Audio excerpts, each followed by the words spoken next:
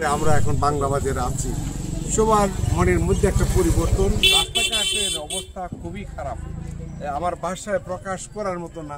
কেউ যদি না দেখে বুঝতে পারবে যে কত সুখে মানুষ আছে এই দ্বারার মানুষগুলো, সুবিধা বঞ্চিত, সব ধরনের সুবিধা থেকে বঞ্চিত।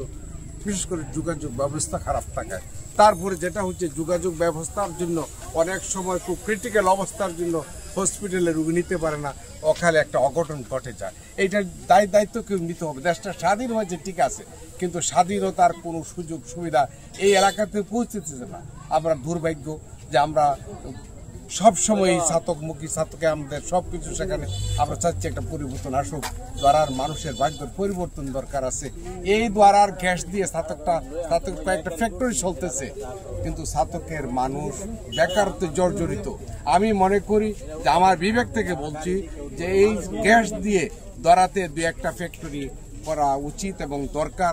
আমি আজকে আসার পথে দেখলাম এই যে আমাদের দ্বারাতে বালিশ সাগর, আমরা যদি ব্লক মেকিং একটা ব্লক তৈরি করি নদী ভাঙ্গন রোধে, এই ব্লকগুলো আমরা সাপ্লাই দিতে পারবো সমস্ত বাংলাদেশ দ্বারা থেকে। এতে ব্লক মেকিং ফ্যাক্টরি হলে এখানে অনেক কর্মসংস্থান হবে। মানুষের যে বেকারত্ব সমাজের জন্য বোঝা, মানুষের পারিবারিকভাবে বোঝা, দেশের জন্য বোঝা।